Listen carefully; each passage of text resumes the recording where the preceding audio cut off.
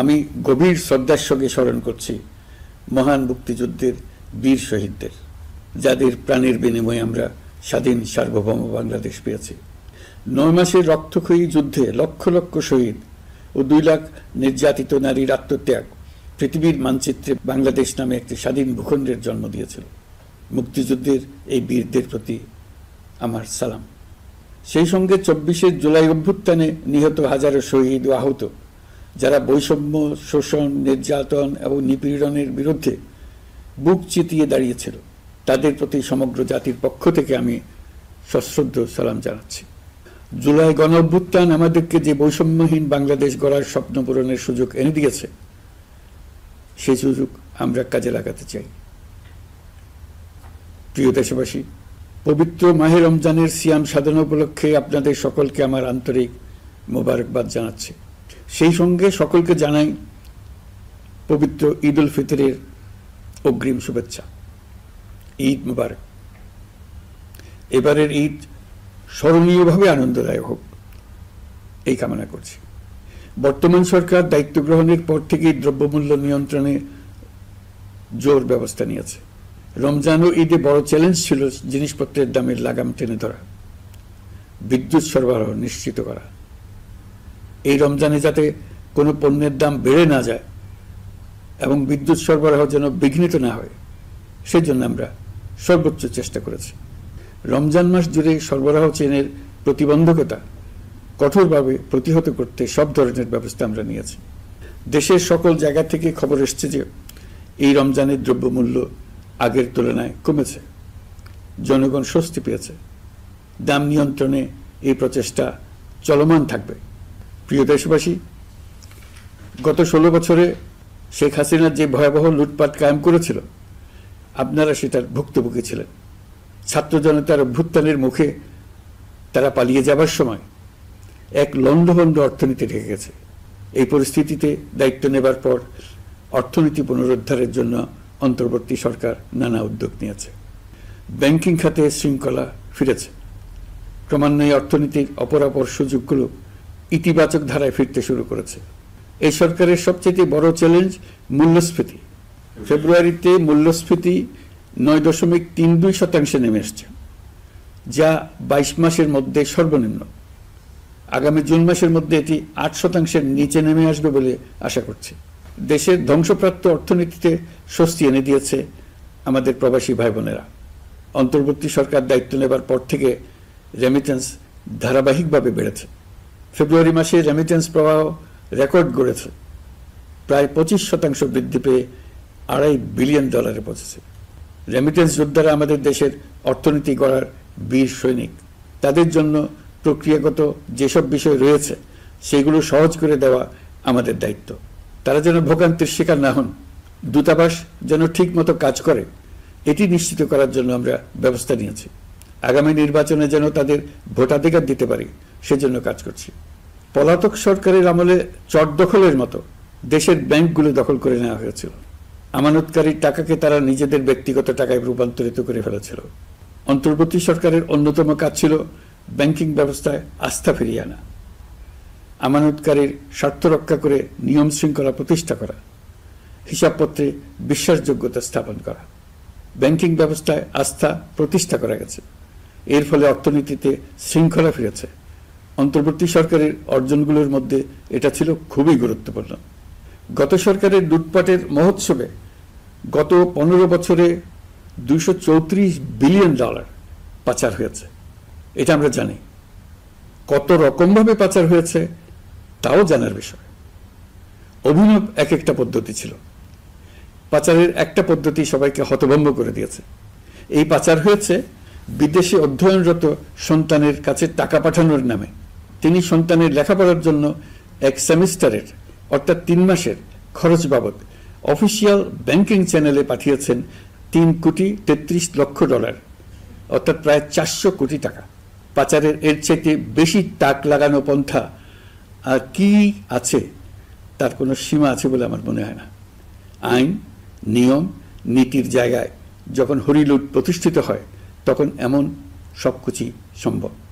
এই অর্থ পাচারকারীদের দ্রুত আইনের আওতায় নিয়ে আসার লক্ষ্যে ইতোমধ্যে আন্তর্জাতিক তৎপরতা জোরদার করা হয়েছে। প্রিয় দেশবাসী, অন্তর্বর্তী সরকার পৃথিবীর বিভিন্ন দেশের শীর্ষস্থানীয় বিনিয়োগকারীদের সঙ্গে নিয়মিত বৈঠক করে যাচ্ছে। তারা বাংলাদেশের বর্তমান ব্যবস্থায় বিনিয়োগের বিষয়ে খুবই আগ্রহী।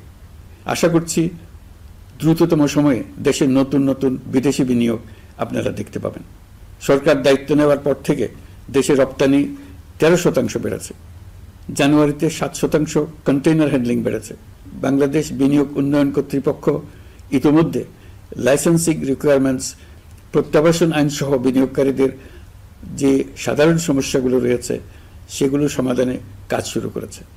বাংলাদেশ বিনিয়োগ উন্নয়ন কর্তৃপক্ষ আগামী মাসে ঢাকায় 4 দিনব্যাপী আন্তর্জাতিক বিনিয়োগ সম্মেলন করছে।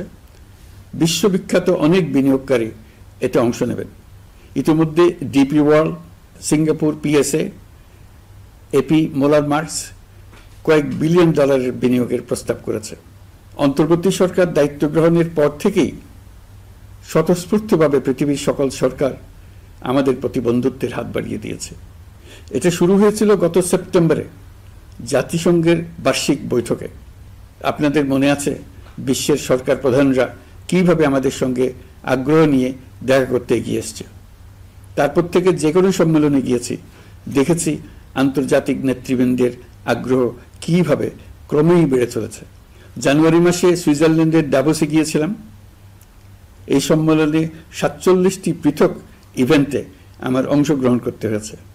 বিভিন্ন দেশের সরকার প্রধান, মন্ত্রী, বিশ্ব বাণিজ্যের নায়করা, জাতিসংঘের মহাসচিব, জাতিসংঘের বিভিন্ন সংস্থার প্রধানদের সঙ্গে বৈঠক করেছে। তারা আমাদের পাশে থাকার জন্য আন্তরিক আগ্রহ প্রকাশ করেছেন। সম্প্রতি আমি সংযুক্ত আরব আমিরাতে গিয়েছিলাম। তারা বিগত সরকারের সময় আমাদের ভিসা বন্ধ করে দিয়েছিল। আমরা সেই দেশের ভিসার দরজা খোলার চেষ্টা চালিয়ে যাচ্ছি।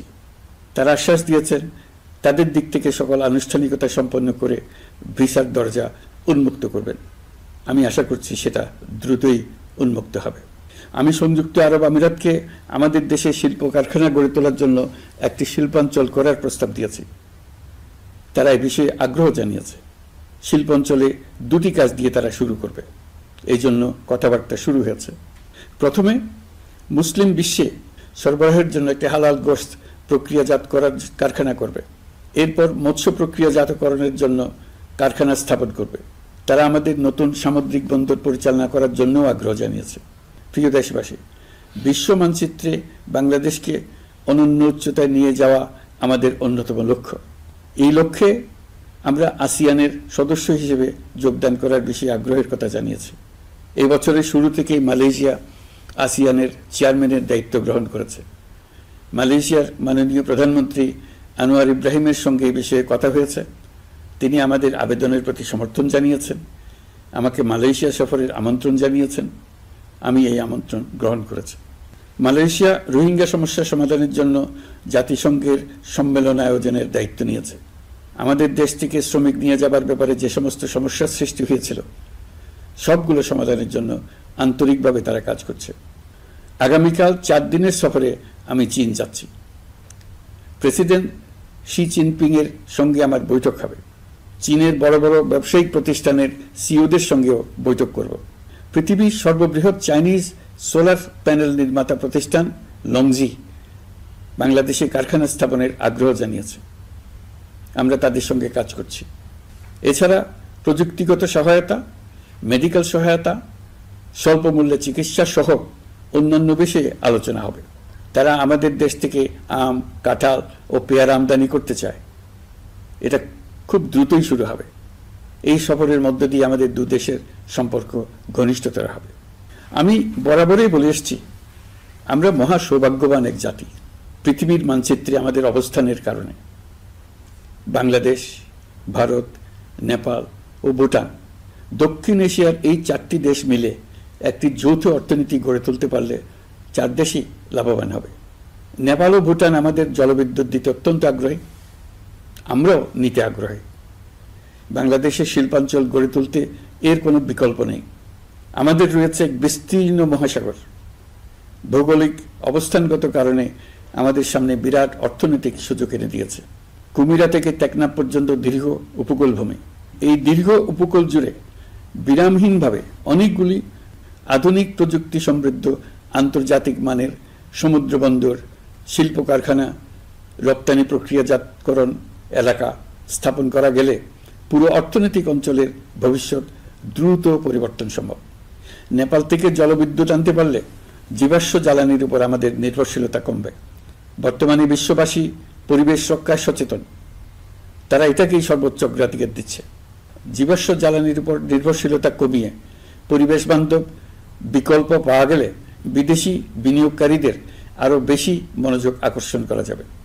দেশের ক্রমবর্ধমান বিদ্যুৎ চাহিদার পরিপ্রেক্ষিতে রূপপুর পারমাণবিক বিদ্যুৎ কেন্দ্রের কাজ যথাসময়ে শেষ করার বেশি আমরা জোর দিয়েছি।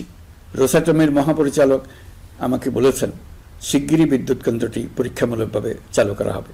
আমাদের পণ্য পৃথিবীর পণ্য। এই পণ্য নেপালে যাবে, ভুটানে যাবে, ভারতের সেভেন সিস্টার্সে যাবে। প্রতিবেশীদের পণ্য আমাদের এখানে আসবে, সারা পৃথিবীর কাছে পৌঁছে যাবে। এইভাবেই এটি একটি লাভজনক অর্থনৈতিক অঞ্চল হিসেবে দাঁড়িয়ে যাবে। আর এই অঞ্চলের গুরুত্বপূর্ণ ভূমিকায় থাকবে বাংলাদেশ। বাংলাদেশের সবচেয়ে বড় সমস্যা সীমাহীন দুর্নীতি। স্বৈরাচারী সরকার এই দুর্নীতিকে বিশ্বের শীর্ষস্থানে নিয়ে গেছে। দুর্নীতির ফলে শুধু যে সবকিছুতে অবিশ্বাস্য রকম ব্যয় বৃদ্ধি পাচ্ছে তাই না, এর ফলে সরকার ও জনগণের সকল আয়োজন বিকৃত হয়ে যায়। সরকারের লক্ষ্য, নীতিমালা, প্রাতিষ্ঠানিক আয়োজন, সরকারি কর্মকর্তাদের দায় দায়িত্ব যা কিছু কাগজে লেখা থাকে তার সব কিছু অর্থহীন হয়ে যায়। দেশ চলে অলিখিত আয়োজনে। সরকারকে চলতে হয়, ব্যবসায়ীকে চলতে হয়, শিল্পপতিকে চলতে হয়, বিনিয়োগকারীকে চলতে হয়, দেশের সকল নাগরিককে এই অলিখিত নিয়মে চলতে হয়। নাগরিককে এই অদৃশ্য জগতের সঙ্গে মোকাবেলা করে টিকে থাকার বিদ্যায় পারদর্শী হতে সাধনা করতে হয়। দৈনন্দিন জীবনে টিকে থাকা এবং সাফল্য অর্জনের জন্য একটা নতুন ভাষা আয়ত্ত করতে হয়। চারদিকে কি শব্দ বলা হচ্ছে, কাগজে কি লেখা হচ্ছে তা মনে মনে দ্রুত অনুবাদ করে তার মর্মার্থ বুঝে নিতে হয়। তা না হলে দৈনন্দিন সিদ্ধান্ত নেওয়া যায় না। সবচেয়ে বড় মুশকিল হলো এর কোনো অভিধান নেই, কারণ ব্যক্তি বিশেষে, স্থান বিশেষে, পরিস্থিতি বিশেষে এর অর্থ ক্রমাগতভাবে পাল্টে যায়। পুরো বিশ্ব বুঝে গেছে আমরা জাতি হিসেবে সততার পরিচয় বহন করি না। এটা শুধু জাতীয় কলঙ্কের বিষয় নয়, আন্তর্জাতিক বাণিজ্যে এটা আত্মঘাতী বিষয়। দেশবাসীর মতো আন্তর্জাতিক সম্প্রদায় চায় আমরা দুর্নীতিমুক্ত হই, কারণ তারা আমাদের সঙ্গে ব্যবসা বাণিজ্য সম্প্রসারণ করতে চায়। দুর্নীতিমুক্ত হতে না পারলে ব্যবসা বাণিজ্য কিছুই চলবে না। দুর্নীতি থেকে মুক্ত হওয়া ছাড়া বাংলাদেশের কোনো গতি নেই। অন্তর্বর্তী সরকার সকল কাজ দুর্নীতিমুক্ত করতে সর্বোচ্চ অগ্রাধিকার দিয়ে যাচ্ছে। এই সরকারের মেয়াদকে দুর্নীতিমুক্ত রাখার চেষ্টার পাশাপাশি আগামী দিনেও দেশের নাগরিককে যেন সরকারের পৃষ্ঠপোষকতা দুষ্পুষ্ট দুর্নীতি থেকে মুক্ত রাখতে পারে সেই ব্যবস্থা নিশ্চিত করতে আমরা প্রতিশ্রুতিবদ্ধ। দুর্নীতি ও হয়রানি রোধে আমরা একটা বিষয়ের উপর গুরুত্ব দিচ্ছি।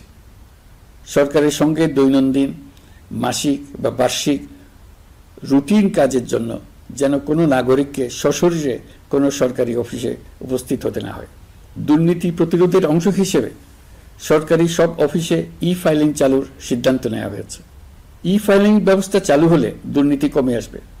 এতে করে কোন অফিসের কোন ডেস্কে কোন ফাইল আটকে আছে তা সহজেই জানা যাবে। সরকারি যতগুলো কার্যক্রমে অনলাইন সেবা চালু সম্ভব সবখানেই এই সেবা চালুর বিষয়ে সরকার কাজ করছে। সরকারি বিভিন্ন সেবা পেতে অসহায় নাগরিকের টুটি চেপে ধরে অবিশ্বাস্য পরিমাণ টাকা দিতে বাধ্য করা হয়। টাকার যে লেনদেন ও ভোগান্তির সম্মুখীন হতে হয় সেটা থেকে নাগরিকদের বাঁচানোর জন্য আমরা বদ্ধপরিকর। অনলাইনে সেবা পাওয়ার পদ্ধতিটি আরও কিভাবে সহজ করা যায় এই ব্যাপারে আমাদের কাছে পরামর্শ জানিয়ে লিখুন, ইমেইল করুন। আপনি বা আপনার পরিবারের যে কেউ এই সেবা বাণিজ্যিকভাবে দিতে চাইলে প্রশিক্ষণ গ্রহণ করে পৃথিবীর যে কোনো স্থান থেকে এই সেবা দিতে পারবেন। বিগত সরকারের আমলে ভিন্নমতকে দমন করার জন্য মিথ্যা মামলাকে হাতিয়ার হিসেবে বেছে নেওয়া হয়েছিল। বিভিন্ন পর্যায়ে যাচাই বাছাই করে আমরা এইসব হয়রানিমূলক মামলা প্রত্যাহারের উদ্যোগ নিয়েছি। গত ফ্যাসিস্ট সরকারের সময় দায়ের করা রাজনৈতিক হয়রানিমূলক মামলাগুলোর মধ্যে সারা দেশে পর্যন্ত ৬,২৯৫টি মামলা প্রত্যাহারের সুপারিশ করা হয়েছে। অন্যান্য সকল হয়রানিমূলক মামলাও ক্রমান্বয়ে প্রত্যাহার করা হচ্ছে। এছাড়া এ পর্যন্ত সাইবার সিকিউরিটি আইনের অধীনে বিচারাধীন স্পিচ অফেন্স সংক্রান্ত 413টি মামলা প্রত্যাহার করা হয়েছে। এই আইনটি অবিলম্বে বাতিল করে নাগরিক বান্ধব সাইবার সুরক্ষা আইন করা হচ্ছে। মানুষের ভোগান্তি রোধেও আমরা আইনগত পদক্ষেপ নিচ্ছি। জিডি করার সময় স্বাক্ষর দেওয়ার জন্য এখন আর থানায় যাওয়ার প্রয়োজন নাই, এটা অনলাইনেই করা যাবে। এই ব্যাপারে প্রয়োজনীয় নির্দেশ দেওয়া হয়েছে। পাওয়ার অফ অ্যাটর্নি বিধিমালা সংশোধনীর মাধ্যমে প্রবাসী বাংলাদেশিদের হয়রানি লাঘব করা হয়েছে। সংশোধিত বিধিমালার আলোকে বাংলাদেশি পাসপোর্ট না থাকলেও বাংলাদেশি বংশোদ্ভূত ব্যক্তির পাসপোর্টে নো ভিসা রিকোয়ার্ড স্টিকার থাকলে কিংবা জন্ম সনদ বা জাতীয় পরিচয়পত্র থাকলেই তিনি বিদেশ থেকে পাওয়ার অফ অ্যাটর্নি সম্পাদন করতে পারবেন। সরকারি সিদ্ধান্ত ও প্রয়োজনীয় ব্যবস্থা নেওয়ার পর বিমানের টিকিট কেনার পুরো প্রক্রিয়াটি অনলাইনে নিয়ে যাওয়ার ফলে বিমানের টিকিটের দাম শতকরা 50 থেকে 75 ভাগ কমে গেছে। বিশেষ করে মধ্যপ্রাচ্যের প্রবাসী ভাই বোনেরা এতে করে স্বস্তি পাচ্ছেন। অন্যান্য এয়ারলাইনের টিকিটের দামও কমে গেছে। নাগরিকদের হয়রানিমুক্ত ও দুর্নীতিমুক্ত সেবা প্রদানের জন্য সরকার ভূমি সেবা ডিজিটালাইজ করার উদ্যোগ নিয়েছে। এর অংশ হিসেবে ভূমি মন্ত্রণালয় অনলাইনে ঘরে বসেই জমির খাজনা প্রদান, নামজারি, জমা খারিজ, খতিয়ান বা পর্চা সার্টিফাইড কপি, মৌজা ম্যাপ বা নকশা প্রদানের কার্যক্রম শুরু করেছে। এই পদ্ধতিতে ভোগান্তি, অস্বচ্ছতা ও দুর্নীতির অবসান হবে। বর্তমানে সারা দেশে পরীক্ষামূলকভাবে এই কার্যক্রম চালু হয়েছে। এগুলোকে ক্রমান্বয়ে আরও জনবান্ধব করে স্থায়ী রূপ দেওয়া হবে। এর লক্ষ্য হবে ক্রমাগতভাবে এই সকল দায়িত্ব সরকারের হাত থেকে নিয়ে সেবাদানকারী ব্যক্তি বা প্রতিষ্ঠানের কাছে ছেড়ে দেওয়া। গ্রামের স্কুল কলেজ পাশ করা ছেলেমেয়েরা, গৃহিণীরা ঘরে বসে সারা দেশে এই সেবা দান করবে এবং অনেকে তাদের কৃতিত্বের জন্য প্রসিদ্ধ হয়ে পড়বে। তারা সারা দেশের গ্রাহকদের সেবা নিজের গ্রাম থেকেই প্রদান করবে। রাজস্ব সংস্কার কমিশনের সুপারিশ অনুসারে জাতীয় রাজস্ব বোর্ড বিলুপ্ত করার সিদ্ধান্ত নেওয়া হয়েছে। এর জায়গায় দুটি পৃথক বিভাগ করা হচ্ছে। একটি হলো নীতি প্রণয়ন বিভাগ বা জাতীয় রাজস্ব নীতি বোর্ড, অন্যটি বাস্তবায়ন বিভাগ বা জাতীয় রাজস্ব সংগ্রহ বিভাগ। এর ফলে সরকারের পছন্দের ব্যক্তিরা হাজার হাজার কোটি টাকার রাজস্ব ফাঁকি দেওয়ার আর সুযোগ পাবে না। আমি আশা করি পরবর্তীতে যারা সরকারে আসবেন তারাও এই নীতি বহাল রাখবেন। এখনকার যুগ হলো প্রযুক্তির যুগ, সৃজনশীলতার যুগ। আমাদের দেশে 17 কোটি নারী পুরুষ, তার মধ্যে তরুণরা হলো বিপুলভাবে সংখ্যাগরিষ্ঠ। বাংলাদেশ মানব সম্পদের দিক থেকে 8ম বৃহত্তম দেশ। একযোগে এই তরুণরা সৃজনশীলতা প্রকাশের সুযোগ পেলে বন্যার স্রোতের মতো আমাদের দেশ দ্রুত বেগে পৃথিবীর বাজারের মধ্যস্থানে চলে যাবে। এই বিপুল তরুণ গোষ্ঠীর সামনে থেকে পথের বাধা সরিয়ে দেওয়াই হলো আমাদের সরকারের প্রধান লক্ষ্য। প্রযুক্তি আমাদের জন্য সুযোগ সৃষ্টি করেছে, আমরা দ্রুত বেগে এই সুযোগ গ্রহণ করার কাজে নিজেদের নিয়োজিত করেছি। এমনভাবে আমরা প্রযুক্তি ব্যবহার করার কাজে নিয়োজিত হয়েছি যাতে নাগরিকের আঙ্গুলের ইশারায় সরকার তার সেবা নাগরিকের কাছে তাৎক্ষণিকভাবে হাজির করে। তা নিশ্চিত করার জন্য আমরা সেই সেবা দিতে চাই প্রযুক্তির মাধ্যমে, সরকারি অফিসের মাধ্যমে নয়। ইতিমধ্যে পাসপোর্ট পেতে পুলিশ ভেরিফিকেশনের নিয়ম আমরা বাতিল করে দিয়েছি। এর ফলে বর্তমানে নাগরিকরা আগের চাইতে সহজভাবে পাসপোর্ট সেবা পাচ্ছেন।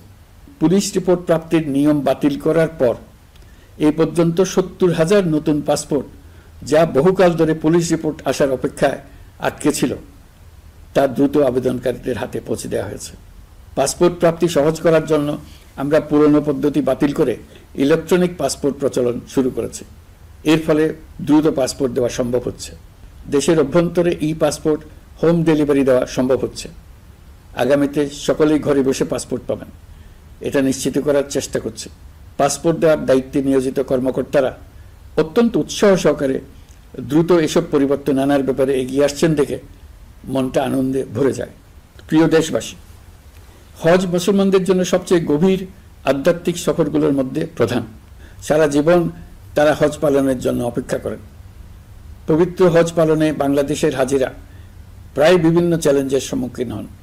ভাষাগত বাধা, স্বাস্থ্য ঝুঁকি, অতিরিক্ত ভিড়, প্রশাসনিক জটিলতা এবং লজিস্টিক সমস্যা সহ নানা অসুবিধা।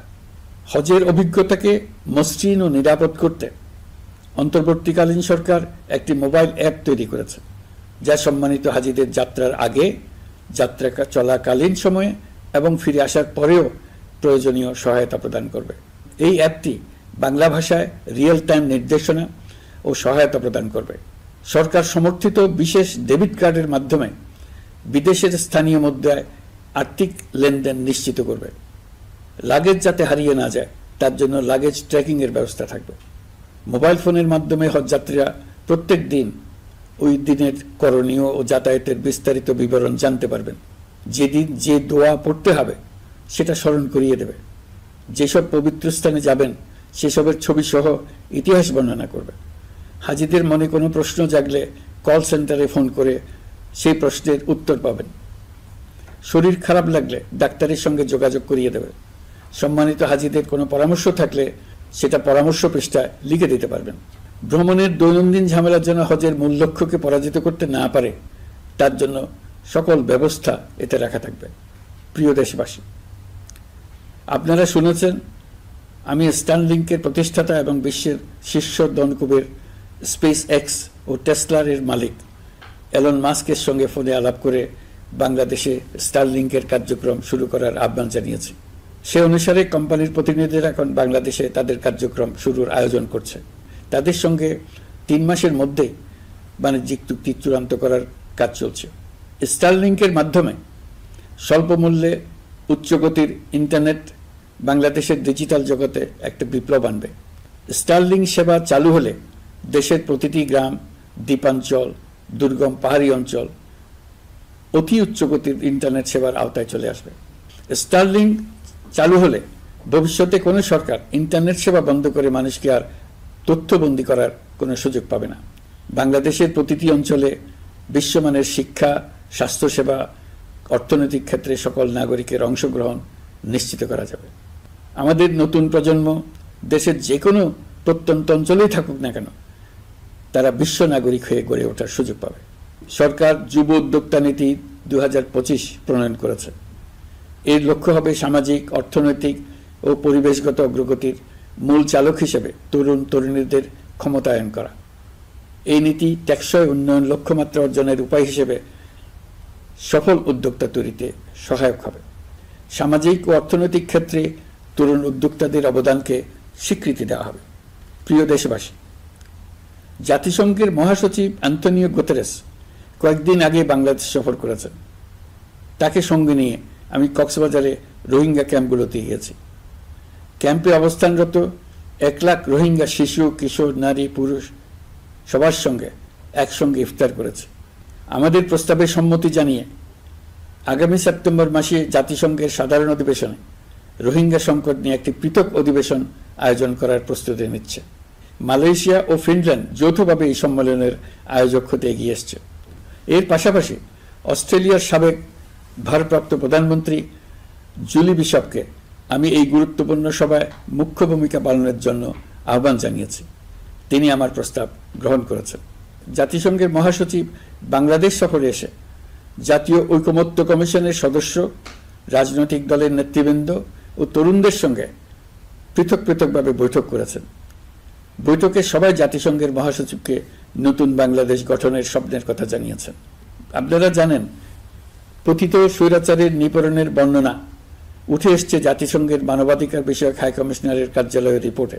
গত জুলাই-আগস্ট মাসে বাংলাদেশের ছাত্র, শ্রমিক জনতার উপর শেখ হাসিনা সরকার ও আওয়ামী লীগ যে দমন, পীড়ন ও হত্যাকাণ্ড চালিয়েছে এর পুঙ্খানুপুঙ্খ তদন্ত করে বিস্তারিত রিপোর্ট প্রকাশ করেছে তারা। এই রিপোর্টে স্পষ্টভাবে উঠে এসছে যে শেখ হাসিনা নিজেই নিরাপত্তা বাহিনীর কর্মকর্তাদের নির্দেশ দিয়েছিলেন বিক্ষোভকারীদের হত্যা করতে। বিগত সরকার, আওয়ামী লীগ ও আওয়ামী লীগের সহযোগী গোষ্ঠী ও সংগঠন একত্রিত হয়ে পরিকল্পিতভাবেই গুরুতর মানবাধিকার লঙ্ঘনে জড়িত ছিল। মানবাধিকার বিষয়ক হাইকমিশনারের রিপোর্টে বলা হয়েছে, বিক্ষোভ চলাকালে প্রায় 1400 জন নিহত হয়েছেন, যার মধ্যে প্রায় 13% শিশু। বিক্ষোভের সম্মুখ সারিতে থাকার কারণে আমাদের জুলাই কন্যারা নিরাপত্তা বাহিনী ও আওয়ামী লীগের সমর্থকদের দ্বারা আক্রান্ত হয়েছে, এমনকি যৌন নির্যাতনের শিকার হয়েছে। জাতিসংঘের রিপোর্ট পড়ে সবার গায়ের লোম দাঁড়িয়ে গেছে। কি ভয়াবহতা! কিভাবে একজন প্রধানমন্ত্রী নিজ দেশের নিরস্ত্র মানুষকে হত্যার পর লাশ লুকিয়ে ফেলার নির্দেশ দিতে পারে? ক্ষমতা আঁকড়ে রাখার জন্য তিনি পৃথিবীর সকল নিষ্ঠুরতা ছাড়িয়ে গেছেন। এটাই জাতিসংঘের প্রতিবেদনে উঠে এসছে। মানবাধিকার বিষয়ক হাই কমিশনার কার্যালয়ের এই রিপোর্টকে আমরা স্বাগত জানাচ্ছি। প্রতিবেদনে যে সুপারিশ করা হয়েছে, অন্তর্বর্তী সরকার সেই সুপারিশগুলো গুরুত্বের সঙ্গে বিবেচনা করছে। আপনাদেরকে আশ্বস্ত করে বলতে চাই, যারা গণহত্যায় জড়িত ছিল, যারা নির্বিচারে মানুষ হত্যা করেছে, যারা ইতিমধ্যে হত্যাকারী হিসেবে বিশ্বের কাছে স্বীকৃত, তাদের বিচার এই দেশের মাটিতে হবেই। প্রিয় দেশবাসী, আপনারা জানেন অন্তর্বর্তী সরকার দায়িত্ব নেবার পর থেকেই গণমাধ্যম ও সোশ্যাল মিডিয়ায় গুজবের জন্য এক মহোৎসব চলছে। দেশকে অস্থিতিশীল করার জন্য একের পর এক মিথ্যা তথ্য ছড়িয়ে দিয়ে জনগণকে বিভ্রান্ত করার চেষ্টা চলছে। অভিনব সব প্রক্রিয়ায় গুজব ছড়ানো হচ্ছে। এক ছবির সঙ্গে অন্য ছবি জুড়ে দেওয়া হচ্ছে, ঘটনা একটা, ছবি আরেকটা, এরকম ফটোকার্ড বানিয়ে অন্য দেশের ঘটনাকে এ দেশের ঘটনা হিসেবে চালিয়ে দিয়ে সোশ্যাল মিডিয়ায় তোলপাড় করে ফেলছে। যতই নির্বাচন কাছে আসবে, এর রূপ আরো ভয়ঙ্কর হতে থাকবে। কারা এর পেছনে আছে, কেন আছে, তা আপনাদের সবারই জানা আছে। আমরা এই গুজব ও মিথ্যা তথ্যের প্রচারণা রোধ করতে জাতিসংঘের সহযোগিতা চেয়েছি। জাতিসংঘের মহাসচিব এর মোকাবেলায় আমাদের সহযোগিতা করবেন বলে আশ্বাস দিয়ে গেছেন। দেশবাসীকে আমি স্মরণ করিয়ে দিতে চাই যে জুলাই অভ্যুত্থানের প্রথম পর্ব সফলভাবে সমাপ্ত হয়েছে। প্রথম পর্বের সমাপ্তির মধ্য দিয়ে অভ্যুত্থানের দ্বিতীয় পর্ব শুরু হলো। সবসময় মনে রাখতে হবে, আমরা কিন্তু যুদ্ধাবস্থায় আছি। গুজব হলো এই জুলাই অভ্যুত্থানের বিরুদ্ধে পরাজিত শক্তির মস্ত বড় হাতিয়ার। গুজব দেখলেই গুজবের সূত্রের সন্ধান করতে থাকবেন, গুজবকে অবহেলা করবেন না। বহু অভিজ্ঞ সমর বিশারদ এই গুজবের পেছনে দিনরাত কাজ করছে। সীমাহীন অর্থ এর পেছনে নিয়োজিত আছে। এর মূল লক্ষ্য জুলাই অভ্যুত্থানকে ব্যর্থ করা। আমরা তাকে ব্যর্থ হতে দেব না। আমাদের সামগ্রিক ঐক্য পলাতক শক্তির গায়ে জ্বালা ধরিয়ে দিচ্ছে। তারা এই ঐক্য ভাঙতে চায়। তাদের অভিনব কৌশল আপনি টেরই পাবেন না, আপনি বুঝতেই পারছেন না কখন তাদের খেলায় আপনি পুতুল হয়ে গেছেন। আমাদের সচেতনতা এবং সামগ্রিক ঐক্য দিয়েই এই গুজবকে রুখতে হবে, পলাতক অপশক্তির ষড়যন্ত্রকে ব্যর্থ করে দিতে হবে। প্রিয় দেশবাসী, আপনারা জানেন ইতিমধ্যে জাতীয় ঐকমত্য কমিশন তাদের কাজ শুরু করেছে। 6টি সংস্কার কমিশনের 166টি সুপারিশ ও পূর্ণাঙ্গ প্রতিবেদন সহ 38টি রাজনৈতিক দলের কাছে চিঠি দেওয়া হয়েছে। ইতিমধ্যে রাজনৈতিক দলগুলোর সঙ্গে বৈঠক শুরু হয়েছে। দেশের রাজনৈতিক দলগুলো খুবই ইতিবাচকভাবে সংস্কার কাজে সাড়া দিয়েছেন, তাদের মতামত তুলে ধরছেন। কোন রাজনৈতিক দল কোন কোন সংস্কার প্রস্তাবে একমত হয়েছেন, কোনটিতে দ্বিমত হয়েছেন, সেসব তারা জানাচ্ছেন। এটা আমাদের জাতির জন্য অত্যন্ত সুখকর বিষয় যে প্রতিটি রাজনৈতিক দল সংস্কারের পক্ষে মত দিচ্ছেন। ঐকমত্য কমিশনের মাধ্যমে সকল রাজনৈতিক দলের মতামত নেওয়ার কাজ এখন চলমান আছে। কমিশনের লক্ষ্য যে সকল বিষয়ে রাজনৈতিক দলগুলো একমত হবেন সেগুলো চিহ্নিত করা এবং তার একটা তালিকা প্রস্তুত করা। যে সকল দল এতে একমত হয়েছেন তাদের স্বাক্ষর নেওয়া। এই তালিকাটাই হবে জুলাই চার্টার বা জুলাই সনদ। আমাদের দায়িত্ব জাতির সামনে পুরো প্রক্রিয়াটা স্বচ্ছভাবে তুলে ধরা এবং প্রক্রিয়া শেষে নির্বাচনের আয়োজন করা। নির্বাচনের ব্যাপারে আমি আগেও বলেছি, আবারও বলছি, এবছর ডিসেম্বর থেকে আগামী বছরের জুনের মধ্যে নির্বাচন হবে। আমরা চাই আগামী নির্বাচনটি বাংলাদেশের ইতিহাসে সবচেয়ে অবাধ, সুষ্ঠু ও গ্রহণযোগ্য নির্বাচন হবে। এই জন্য নির্বাচন কমিশন সব ধরনের প্রস্তুতি নিতে শুরু করেছে। রাজনৈতিক দলগুলো ব্যাপক উৎসাহ উদ্দীপনায় নির্বাচনের জন্য তৈরি হতে শুরু করবে বলে আশা করছি। প্রিয় নাগরিকবৃন্দ, আমাদের দেশের নারীরা দীর্ঘ আন্দোলনের মাধ্যমে বহু বছর ধরে অনেক বাধা পেরিয়ে একটু একটু করে সামনে এগিয়ে যাচ্ছে। স্বাধীনতার 54 বছর পরেও এদেশের নারীরা অর্থনৈতিক, রাজনৈতিক, সামাজিক বৈষম্যের শিকার। বাংলাদেশের ইতিহাসে এখন পর্যন্ত যত আন্দোলন সংগ্রাম হয়েছে তার মধ্যে জুলাই গণ অভ্যুত্থানে নারীদের অংশগ্রহণ ছিল সবচেয়ে বেশি। গণ অভ্যুত্থানে নারীরা দুঃসাহসিক ভূমিকা রেখেছে। পুরনোকে দূরে ঠেলে দিয়ে নতুনের ভিত্তি স্থাপনের প্রতিজ্ঞা নিয়েছে। তারা ব্যাপক সংস্কারের কথা বলেছে। সর্বত্র নারীদের ভূমিকা আরও জোরালো করার কথা বলেছে। আমি মনে করি জুলাই গণ অভ্যুত্থান বাংলাদেশের প্রেক্ষিত বদলে দিয়েছে। জুলাইয়ের পর নারীদের অবস্থান ইতিবাচকভাবে পরিবর্তন হবে, সেটাই আমরা চাই। আমরা বাংলাদেশ নিয়ে নতুন করে ভাবতে চাই, আর এই নতুন ভাবনায় নারীদের অবস্থান উচ্চতম পর্যায়ে অগ্রাধিকার পাক, সেটাই আমরা চাই। পরিবারের সকল সদস্য, পাড়া প্রতিবেশী, ধর্মীয় প্রতিষ্ঠান, স্কুল, আপনারা আপনাদের নিজ নিজ অবস্থান থেকে ছেলে শিশু ও মেয়ে শিশুর মধ্যে যেন কোনো বৈষম্য সৃষ্টি না হয় তা নিশ্চিত করুন। আসুন নতুন বাংলাদেশে সবাই মিলে শিশুদের জন্য সুস্থ পরিবেশ নিশ্চিত করি। জুলাই গণ অভ্যুত্থানে অংশ নেওয়া নারীরা তাদের অধিকার প্রতিষ্ঠার ব্যাপারে দৃঢ় প্রতিজ্ঞ। দেশে বিরাজমান বৈষম্যগুলো চিহ্নিত করে নারীর প্রতি সহিংসতা প্রতিরোধ ও বৈষম্য নিরসনে আমাদের প্রত্যেককে একসঙ্গে কাজ করতে হবে। নারীর প্রতি বিদ্বেষমূলক কথাবার্তা, নারীকে খাটো করে রাখার প্রবৃত্তি যারা ধারণ করে তাদের বিরুদ্ধে সামাজিক আন্দোলন গড়ে তোলা প্রয়োজন। আধুনিক প্রযুক্তি সকল প্রকার বাধা ভেঙে দেওয়ার মহাশক্তি আমাদেরকে দিয়েছে। সেই বাধা যত শক্তই হোক, যত উঁচুই হোক, সকল দূরত্ব গোছানোর জন্য প্রযুক্তিকে অবশ্যই যেন আমরা ব্যবহার করতে আরম্ভ করি। নারীদের সুরক্ষায় পুলিশ হটলাইন নাম্বার চালু করেছে, সরকারের পক্ষ থেকে শর্টকট চালু করা হচ্ছে, কল টেকার হিসেবে শতভাগ নারী কর্মীদের নিয়োগ দেওয়া হচ্ছে যেন নির্দ্বিধায় কথা বলা যায়। নারী ও শিশু নির্যাতন দমন আইন সংশোধন হয়েছে, এসব মামলার তদন্ত ও বিচারের সময় কমিয়ে আনা হয়েছে, বিচার বিলম্বে বাধা দূর করা হচ্ছে। ঢাকার পাশাপাশি চট্টগ্রাম ও রাজশাহীতে ডিএনএ ল্যাব স্থাপনের কাজ চলছে। খুব দ্রুতই বিশেষ জুডিশিয়াল সার্ভিস কমিশনের মাধ্যমে নতুন অনেক বিচারক নিয়োগ দেওয়া হচ্ছে। ভিকটিম শিশুরা যাতে দ্রুত বিচার পায় সেজন্য আলাদাভাবে বিশেষ ট্রাইব্যুনাল স্থাপনের বিধান রাখা হয়েছে। দেশের সবার মতো আমি অত্যন্ত আনন্দিত যে এবার নারী ফুটবল টিম দক্ষিণ এশিয়া চ্যাম্পিয়ন হয়েছে। দেশ জুড়ে আয়োজিত তারুণ্যের উৎসব 2025-এ বিভিন্ন অঞ্চল থেকে 27,40,000 মেয়েরা প্রায় 3,000 খেলা ও সাংস্কৃতিক কর্মকাণ্ডে অংশগ্রহণ করেছে। উৎসবে দেশের সুবিধাবঞ্চিত ও সুবিধাপ্রাপ্ত অঞ্চল, প্রান্তিক জনগোষ্ঠী এবং 21টি নৃগোষ্ঠীর তরুণ তরুণী সহ সকলের সার্বজনীন অংশগ্রহণ ছিল। এই উৎসবের অন্যতম লক্ষ্য ছিল তরুণদের মধ্যে ঐক্য গড়ে তোলা, সহযোগিতার নীতি প্রচার এবং তাদেরকে উদ্যোক্তা হিসেবে গড়ে তোলা, যাতে করে তারা আত্মনির্ভর হতে পারে, দেশের সম্পদ হিসেবে গড়ে উঠতে পারে। আমরা তারুণ্যের এই উৎসব সারা বছর জুড়ে উদযাপন করার ঘোষণা দিয়েছি। এই উৎসবে আমরা গ্রাম, উপজেলা, শহর, বন্দর সকল এলাকার আবাল বৃদ্ধ বনিতাকে এবং স্কুল, কলেজ, মাদ্রাসার সরকারি বেসরকারি সকল প্রতিষ্ঠানের সবাইকে নানা প্রকারের সৃজনশীল কর্মসূচি নিয়ে এগিয়ে আসার জন্য আমি অনুরোধ জানাচ্ছি। প্রতিটি এলাকায় এই উৎসবে যোগদান করতে মেয়েদের যেন বিশেষভাবে উৎসাহিত করা যায় সেজন্য সকলকে আহ্বান জানাচ্ছি। কোথায় এটা কিভাবে উদযাপিত হচ্ছে সেই ব্যাপারে জানার জন্য আমি আগ্রহ নিয়ে অপেক্ষা করলাম।